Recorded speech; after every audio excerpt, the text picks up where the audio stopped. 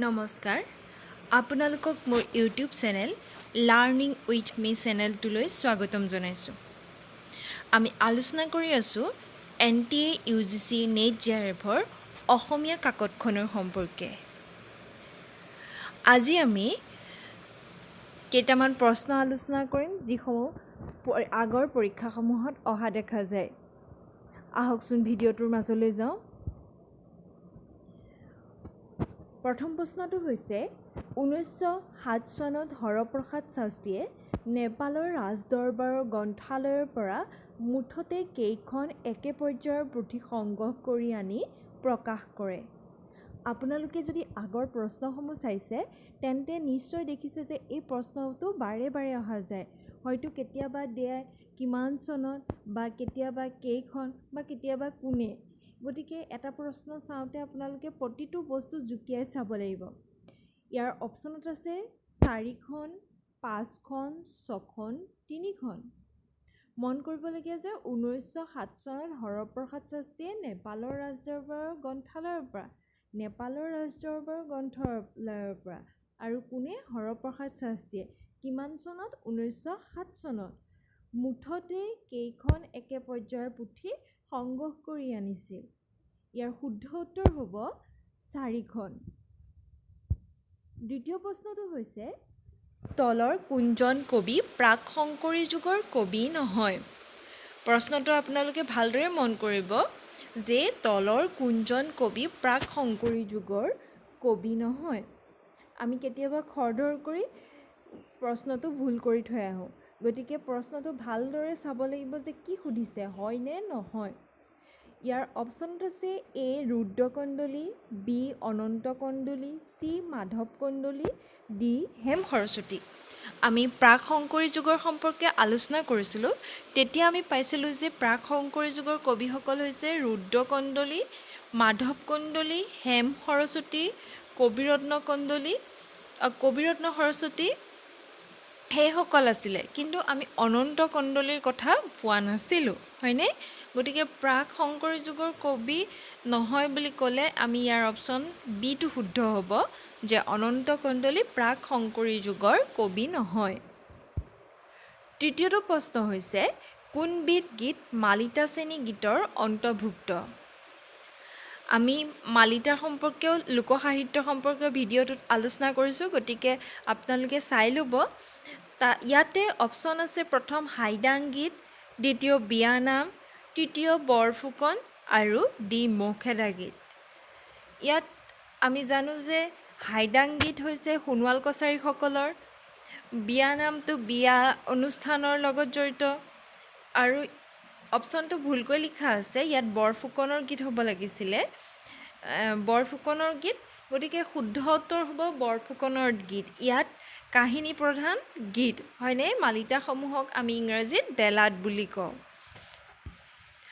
চতুৰ্থ প্ৰশ্নটো হৈছে গীতিয়া ৰামায়ণ পুথিখনৰ ৰচয়িতা কোন।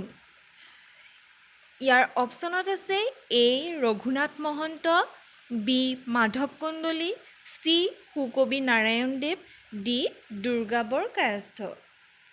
গতিকে গীতি ৰামায়ণ পুথিৰ ৰচয়িতা হৈছে দুৰ্গাবৰ কায়স্থ।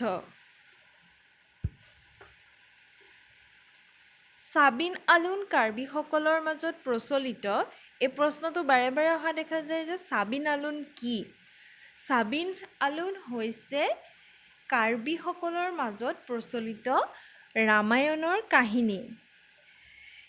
ইয়াতে অপশ্যন আছে মহাভাৰতৰ কাহিনী, ভাগৱতৰ কাহিনী, ৰামায়ণৰ কাহিনী, কীৰ্তনৰ কাহিনী।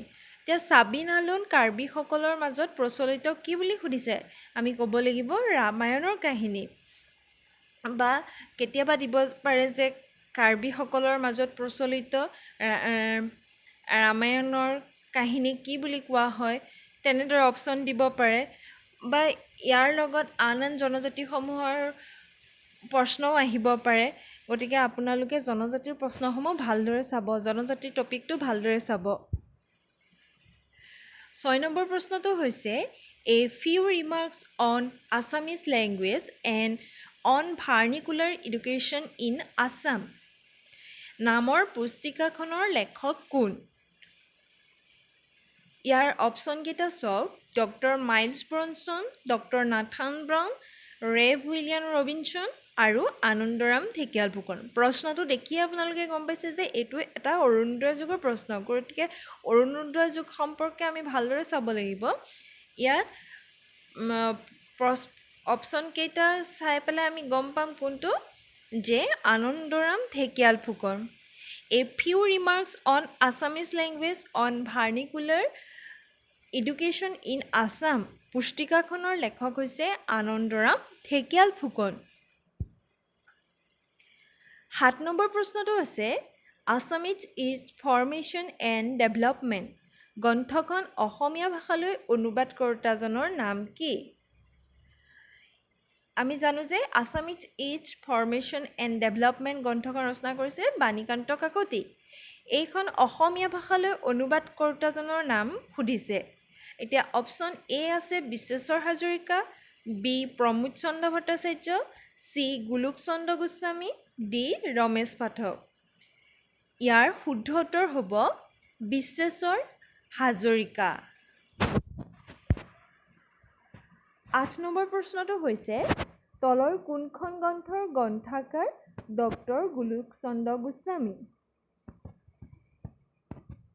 ইয়াত গোলোক চন্দ্ৰ গোস্বামী সম্পৰ্কে সুধিছে গতিকে গোলোক চন্দ্ৰ গোস্বামী কি ৰচনা কৰিছিলে বা ৰমেশ পাঠকেনো কি ৰচনা কৰিছিলে এইসমূহ গ্ৰন্থসমূহৰ নাম জানিব লাগিব বা চনসমূহো জানিব লাগিব ইয়াৰ অপশ্যন কেইটা চাওঁ আহকচোন 1 নম্বৰটো দিছে a study on Kamrupi a dialect of Assamese 2 নম্বৰ অপশ্যনটো দিছে ষ্ট্ৰাকচাৰ অফ আছামিজ 3 নম্বৰ অপশ্যনটো দিছে a descriptive analysis of Bodo language আৰু 4 নম্বৰ প্ৰশ্নটো দিছে এন ইন্ট্ৰডাকশ্যন টু আছামিজ ইয়াৰ প্ৰথম অপশ্যনটো হৈছে a study on Kamrupi a dialect of Assamese এইখনৰ ৰচক হৈছে উপেন্দ্ৰনাথ গোস্বামী ছেকেণ্ড অপশ্যনটো হৈছে ষ্ট্ৰাকচাৰ অফ আছামিজ এই ষ্ট্ৰাকচাৰ অফ আছামিজ গ্ৰন্থখনৰ গ্ৰন্থাকাৰ হৈছে গোলোক চন্দ্ৰ গোস্বামী গতিকে শুদ্ধ উত্তৰ হ'ব অপশ্যন 2টো 3টো হৈছে এই descriptive analysis of Bodo language এই ডেছক্ৰিপটিভ এনালাইচিছ অফ বড়ো লেংগুৱেজৰ লেখক হৈছে প্ৰমোদ চন্দ্ৰ এই ডেছক্ৰিপটিভ এনালাইচিছ অফ বড়ো লেংগুৱেজৰ ৰচক হৈছে প্ৰমোদ চন্দ্ৰ ভট্টাচাৰ্য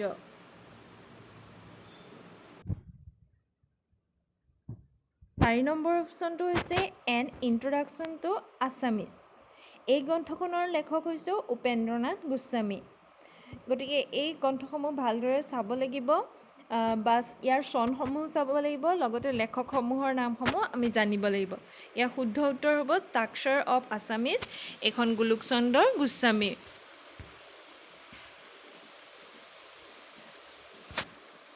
9 নম্বৰ প্ৰশ্নটো হৈছে তলৰ কোনখন পুথিৰ ৰচক ডিম্বেশ্বৰ নেওগ